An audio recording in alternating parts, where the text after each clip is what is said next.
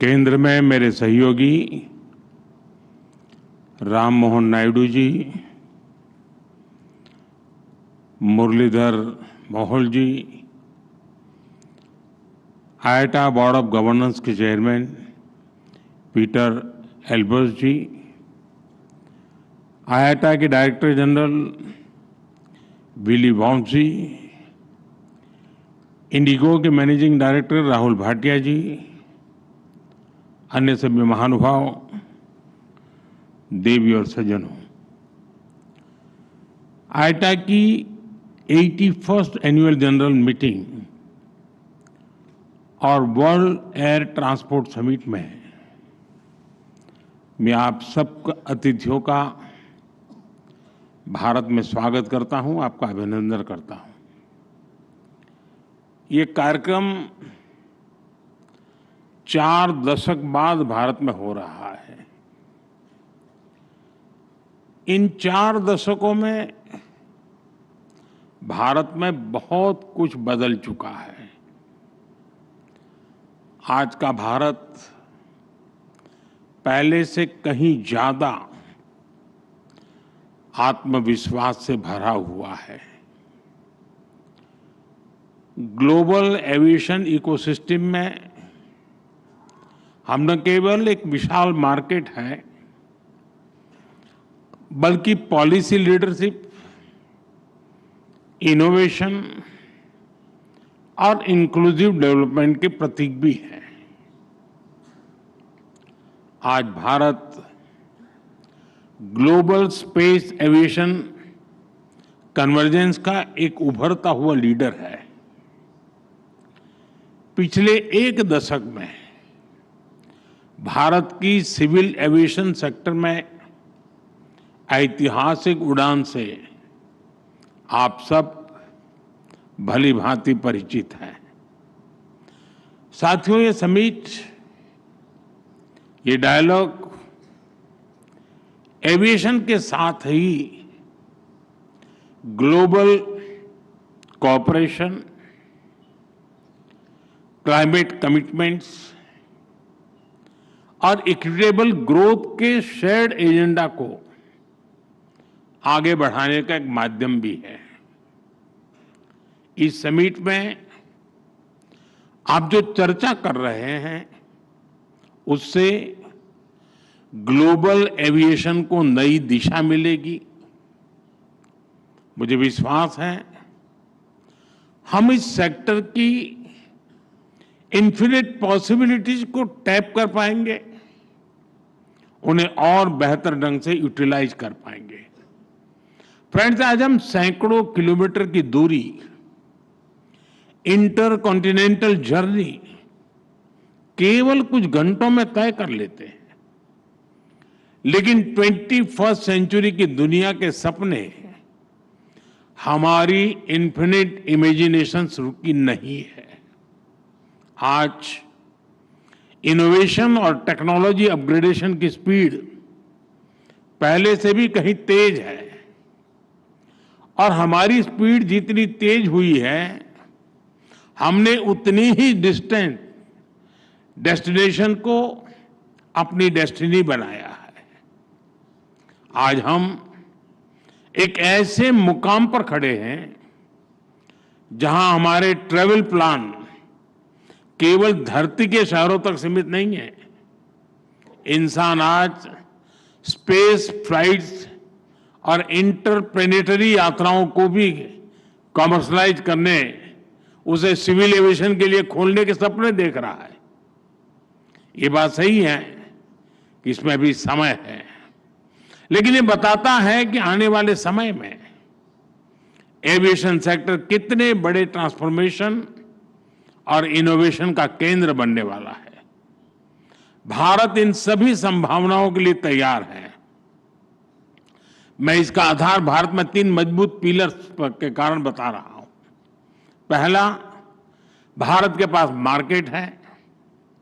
ये मार्केट मात्र कंज्यूमर्स का समूह नहीं है, ये भारत की एस्पिरेशनल सोसाइटी का प्रतिबिंब है। दूसरा, टेक्नोलॉजी और इनोवेशन के लिए हमारे पास डेमोग्राफी, और टैलेंट है। हमारे युवा नए दौर के इनोवेटर्स हैं जो आर्टिफिशियल इंटेलिजेंस, रोबोटिक्स और क्लीन एनर्जी जैसे क्षेत्रों में ब्रेक थ्रू ला रहे हैं। तीसरा, हमारे यहां इंडस्ट्री के लिए ओपन और सपोर्टिव पॉलिसी इकोसिस्टम है। इन तीनों सामर्थ्य के दम पर हमें मिलकर भारत के एविएशन सेक्टर को नई ऊंचाई पर लेकर जाना है। फ्रेंड्स, बीते वर्षों में भारत ने सिविल एविएशन के क्षेत्र में एक अभूतपूर्व परिवर्तन देखा है। आज भारत दुनिया का तीसरा सबसे बड़ा डोमेस्टिक एविएशन मार्केट है। हमारी उड़ान योजना की सक्सेस इंडियन सिविल एविएशन का एक गोल्डन चैप्टर है। इस योजना के तहत 15 मिलियन से ज्यादा यात्रियों को सस्ती एयर ट्रैवल की सुविधा मिली है। कई नागरिक पहली बार हवाई सफर कर पाए हैं। हमारी एयरलाइंस भी लगातार डबल डिजिट ग्रोथ हासिल कर रही है। भारत और विदेशी एयरलाइंस को मिलाकर हर साल करीब 24 करोड़ यात्री, 240 मिलियन पैसेंजर्स हमारे यहां उड़ान भरते हैं। यानी दुनिया के ज्यादातर देशों की टोटल पॉपुलेशन से भी कहीं ज्यादा। और 2030 तक ये संख्या 50 करोड़ 500 मिलियन पैसेंजर तक पहुंचने की संभावना है। आज भारत में 3.5 मिलियन मैट्रिक टन सामान एयर कार्गो से ट्रांसपोर्ट होता है। इस डेकेड के अंत तक ये भी बढ़कर 10 मिलियन मैट्रिक टन तक पहुंचने वाला है। साथियों, ये केवल आंकड़े नहीं है, ये नए भारत के पोटेंशियल की एक झलक है और भारत अपने इस पोटेंशियल को मैक्सिमाइज करने के लिए फ्यूचरिस्टिक रोडमैप पर काम कर रहा है। हम वर्ल्ड क्लास एयरपोर्ट इंफ्रास्ट्रक्चर में इन्वेस्ट कर रहे हैं। जैसा नायडू जी ने बताया, 2014 तक भारत में 74 ऑपरेशनल एयरपोर्ट थे। आज इनकी संख्या बढ़कर 162 हो चुकी है। इंडियन कैरियर्स ने 2000 से ज्यादा नए एयरक्राफ्ट के लिए ऑर्डर दिए हैं और ये तो अभी शुरुआत है। भारत का एविएशन सेक्टर एक ऐसे टेक ऑफ पॉइंट पर खड़ा है जहां से उसे लंबी और सबसे ऊंची उड़ान भरनी है। और ये उड़ान केवल भौगोलिक सीमाओं को पार नहीं करेगी, बल्कि ये दुनिया को सस्टेनेबिलिटी, ग्रीन मोबिलिटी और इक्विटेबल एक्सेस की दिशा में भी ले जाएगी। फ्रेंड्स, आज हमारे एयरपोर्ट्स की हैंडलिंग कैपेसिटी हर साल 500 मिलियन यात्रियों तक पहुंच चुकी है। भारत आज दुनिया के उन गिने चुने देशों में है जो टेक्नोलॉजी के जरिए यूजर एक्सपीरियंस के नए स्टैंडर्ड सेट कर रहा है। हम सेफ्टी, एफिशिएंसी और सस्टेनेबिलिटी पर भी उतना ही फोकस कर रहे हैं। हम सस्टेनेबल एविएशन फ्यूल्स की ओर बढ़ रहे हैं, ग्रीन टेक्नोलॉजीज में निवेश कर रहे हैं, कार्बन फुटप्रिंट्स घटा रहे हैं। हम प्रोग्रेस और प्लेनेट की सुरक्षा दोनों सुनिश्चित कर रहे हैं। साथियों, ये हमारे जो विदेशी अतिथि हैं, मेरा उनसे आग्रह है कि आप डीजी यात्रा ऐप के बारे में जरूर जानिएगा। डीजी यात्रा ऐप डिजिटल एविएशन का एक उदाहरण है। ये फेशियल वेरिफिकेशन टेक्नोलॉजी के माध्यम से एयरपोर्ट एंट्री से लेकर बोर्डिंग गेट तक सीमलेस यात्रा का कंप्लीट सॉल्यूशन है। कहीं कोई पेपर, डॉक्यूमेंट्स, आईडी दिखाने की जरूरत नहीं। मैं समझता हूं भारत के ये इनोवेशंस इतनी बड़ी पॉपुलेशन को बेहतर सर्विसेज देने के एक एक्सपीरियंस से ये कई देशों के काम आ सकता है। यह सिक्योर, और स्मार्ट सॉल्यूशन का एक ऐसा मॉडल है जो ग्लोबल साउथ के लिए भी प्रेरणा बन सकता है। साथियों, भारत के तेजी से एक्सपांड कर रहे एविएशन सेक्टर के पीछे एक और बड़ा कारण है consistent reforms. Bharat global manufacturing hub बने, इसके लिए हम हर तरह से कदम उठा रहे हैं। इस साल के बजट में हमने मिशन मैन्युफैक्चरिंग घोषित किया है। इसी वर्ष हमने भारत की पार्लियामेंट में, जैसा नायडू जी ने अभी बताया, protection of interest in aircraft objects bill पारित किया है। इससे केपटाउन कन्वेंशन को भारत में कानूनी ताकत मिली है। अब एयरक्राफ्ट लीजिंग करने वाली ग्लोबल कंपनियों के लिए भारत में नया मौका खुल रहा है। आप सभी को गिफ्ट सिटी में मिल रही छूट के बारे में भी जानकारी है। गिफ्ट सिटी के इंसेंटिव्स ने भारत को एयरक्राफ्ट लीजिंग का एक अट्रैक्टिव डेस्टिनेशन बना दिया है। साथियों, नया भारतीय वायुयान अधिनियम हमारे एविएशन कानूनों को ग्लोबल बेस्ट प्रैक्टिसेस के अनुरूप बना रहा है। यानी भारत में एविएशन सेक्टर के कानून सहज है, नियमों में सहूलियत है और टैक्स स्ट्रक्चर सरल है। इसलिए दुनिया की बड़ी एविएशन कंपनियों के लिए भी भारत में निवेश के लिए एक बेहतरीन अवसर है। फ्रेंड्स, एविएशन सेक्टर में ग्रोथ का मतलब है नई उड़ान, नए रोजगार और नई संभावनाएं। एविएशन सेक्टर में pilots, crew, engineers, ground staff सभी के लिए नए मौके बने हैं।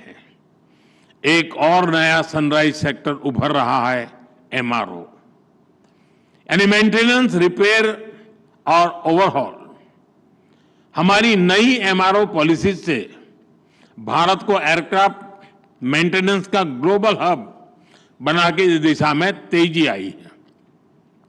2014 में भारत में 96 एमआरओ फैसिलिटीज थी। आज इनकी संख्या 154 हो चुकी है। 100% FDI under automatic rule, GST में कटौती, टैक्स रेशनलाइजेशन, ऐसे कदमों ने एमआरओ सेक्टर को नई ऊर्जा दी है। अब हमारा लक्ष्य है 2030 तक भारत को $4 बिलियन का एमआरओ हब बनाना। साथियों, हम चाहते हैं कि दुनिया भारत को सिर्फ एक एविएशन मार्केट नहीं, बल्कि एक वैल्यू चेन लीडर के रूप में भी देखें। डिजाइन से लेकर डिलीवरी तक Bharat global aviation supply chain का इंटीग्रल हिस्सा बन रहा है। हमारी दिशा सही है, हमारी गति सही है, इसलिए हमें विश्वास है कि हम तेजी से आगे बढ़ते रहेंगे। मेरा आग्रह है, मेक इन इंडिया के साथ सभी एविएशन कंपनियां डिजाइन इंडिया भी करें। साथियों, भारत के एविएशन सेक्टर का एक और मजबूत पक्ष है उसका इंक्लूसिव मॉडल। आज भारत में 15% से अधिक पायलट महिलाएं हैं। ये ग्लोबल एवरेज से 3 टाइम्स ज्यादा है। दुनिया भर में कैबिन क्रू में महिलाओं की औसत भागीदारी लगभग 70% है। हमारे यहां 86% है। भारत के एमआरओ सेक्टर में महिला इंजीनियरों की संख्या भी ग्लोबल एवरेज से आगे बढ़ रही है। साथियों, आज एविएशन सेक्टर का एक और की कंपोनेंट ड्रोन टेक्नोलॉजी है। भारत ड्रोन टेक्नोलॉजी को टेक्नोलॉजिकल एडवांसमेंट के लिए इस्तेमाल कर रहा है। साथ ही हमने इसे फाइनेंशियल और सोशल इंक्लूजन का एक टूल बनाया है। ड्रोन के जरिए हम महिलाओं के सेल्फ हेल्प ग्रुप्स को एम्पावर कर रहे हैं। इससे खेती में, डिलीवरी में, सर्विसेज में महिलाओं की भागीदारी बढ़ी है। साथियों, एविएशन में सुरक्षा को हमने हमेशा टॉप प्रायोरिटी पर रखा है। आईकाओ के ग्लोबल स्टैंडर्ड से भारत ने अपने नियमों को अलाइन किया है। हाल ही में आईकाओ की सेफ्टी ऑडिट ने हमारे प्रयासों को सराहा है। एशिया पैसिफिक मिनिस्ट्रियल कॉन्फ्रेंस में दिल्ली डिक्लेरेशन एडॉप्ट होना भारत के कमिटमेंट का प्रमाण है। भारत हमेशा ओपन स्काईज और ग्लोबल कनेक्टिविटी के समर्थन में खड़ा रहा है। हम शिकागो कन्वेंशन के सिद्धांतों का समर्थन करते हैं। आइए हम मिलकर एक ऐसा फ्यूचर बनाएं जहां हवाई यात्रा सभी के लिए एक्सेसिबल, एफोर्डेबल और सिक्योर हो। मुझे विश्वास है कि आप सभी एविएशन सेक्टर को नई ऊंचाई पर ले जाने के नए समाधान निकालेंगे। मैं आपको अनेक अनेक शुभकामनाएं देता हूं। बहुत बहुत धन्यवाद।